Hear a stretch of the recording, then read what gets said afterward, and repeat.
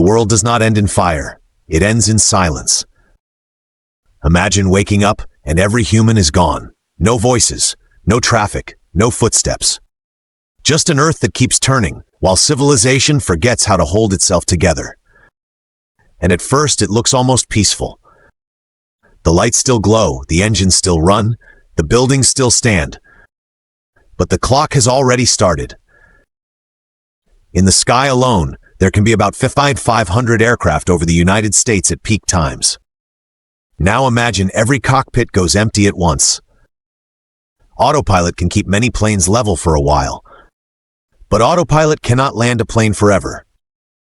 Fuel drops, weather shifts, navigation drifts. Soon some aircraft descend uncontrolled. Some collide, some crash into fields, shorelines, and runways. Within hours, the sky becomes a graveyard of motion. Meanwhile, on the ground, the grid begins to fail. Modern electricity is not stored like water in a tank. It has to be balanced, second by second, around 60 Hertz. Remove the operators and the system starts protecting itself. Loads shed, faults isolate, equipment trips, blackouts spread. Not because power is gone, because no one is there to keep it in tune. And when the power falls, water follows. Pumps stop. Treatment plants lose control. Pressure drops. Boil water orders become meaningless. Sewage systems back up. The invisible network that keeps cities clean begins to rot from the inside. This is the first real turning point. Not one collapse, many collapses, each one triggering the next.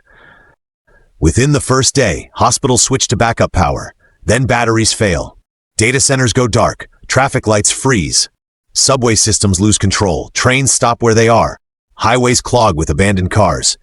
And at nuclear plants, automatic shutdowns begin. But shutdown does not mean harmless. After the control rods drop, decay heat still remains. Some systems can cope for hours, some for days. But physics never forgets. If cooling is not restored, the clock keeps moving. A nuclear plant can survive a total blackout for a while. After that, it is not politics or panic. It is physics. Then the water begins to rise. New York subway pumps millions of gallons every day just to fight groundwater seepage. Stop the pumps, and the tunnels become drains in reverse. Slowly, then relentlessly, the underground fills. Platforms darken. Tracks disappear. Entire sections of the city become hidden lakes beneath the streets. In New Orleans, a city built behind pumps, the same process plays out above ground. Its drainage system depends on dozens of pump stations and more than 100 pumps. Without them, rainfall no longer leaves, it stays. Streets turn into canals. Neighborhoods sink back towards swamp. The land remembers what it was before us. And while cities drown in place, industry begins to misfire. Refineries, chemical plants, fuel terminals. These places are designed for constant monitoring. Without it, pressure reliefs open. Reactions run hot, pipes rupture. Fires start small, then spread until fuel runs out, oxygen runs out, or the structure collapses. Toxic smoke rises where people used to work. The modern world becomes a chain reaction with no one left to stop it. By the second day, the silence feels bigger. Not because Earth is quiet, because human noise is missing. And in that absence, animals notice. This change begins almost immediately. Research during the global slowdown of human activity showed that wildlife changes movement fast when we step back. Take humans away completely, and the pressure disappears. Roads become crossings. Suburbs become shelter. Industrial edges become habitat. Fear falls faster than concrete crumbles. For years, Chernobyl has hinted at this truth. When humans leave, wildlife does not wait politely for recovery. It moves in. Mammals return, birds spread. The landscape becomes less about what was lost and more about what can now live there. By the first week, the city is no longer a machine. It is an ecosystem in transition. Pigeons, raccoons, coyotes, feral dogs, and countless smaller creatures begin to exploit the empty spaces we built. Supermarkets are raided by insects first, then scavengers, then larger predators. The boundary between civilization and wilderness starts to blur. Plants make the first true invasion. A crack in the pavement becomes a doorway. Moss appears in shaded concrete. Grass pushes through medians. Seeds ride the wind into vacant lots and rail lines. Abandoned lawns stop being lawns. They become thickets, then young forest. Urban rewilding does not wait for permission. It just keeps growing. And here is the strange thing. The world does not need us to heal on its own terms. It needs time. Over the following months, the signs of human order unravel everywhere. Roofs leak, basements flood, wood swells, steel rusts, glass breaks under freeze and thaw, sidewalks buckle as roots spread below them, bridges lose maintenance, elevators freeze in place, roads split under heat, ice, and the slow pressure of plants. Airports become open fields again, runways fade under weeds, hangars fill with birds. Highways start to disappear from the edges inward, first dusted green, then overtaken entirely. The lines that once divided cities from nature vanish. And farmland, one of humanity's greatest footprints, begins to change too. Fields no longer get plowed, irrigation stops, fences fall. What was once a vast agricultural grid becomes a global experiment in succession. Grasses give way to shrubs. Shrubs give way to saplings.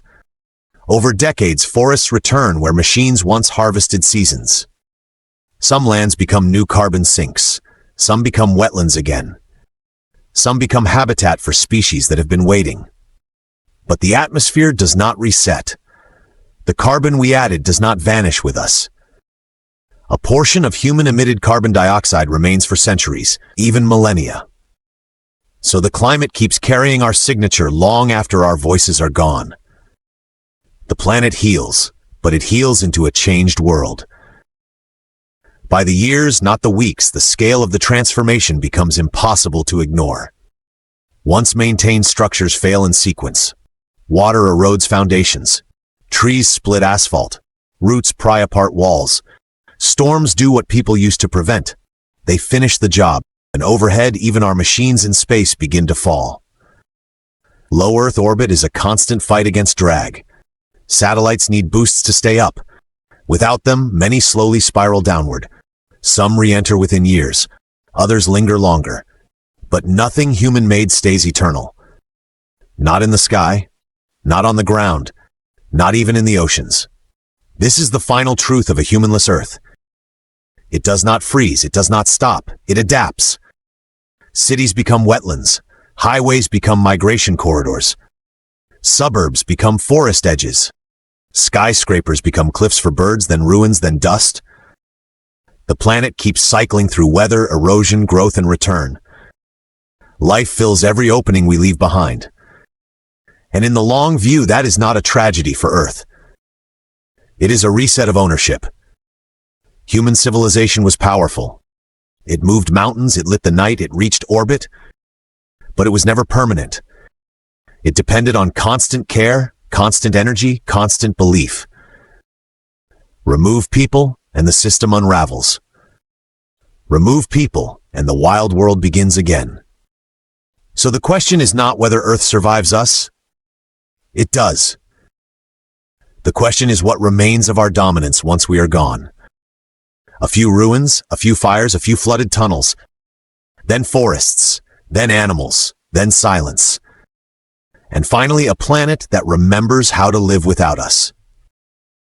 Subscribe for the full time-lapse breakdown.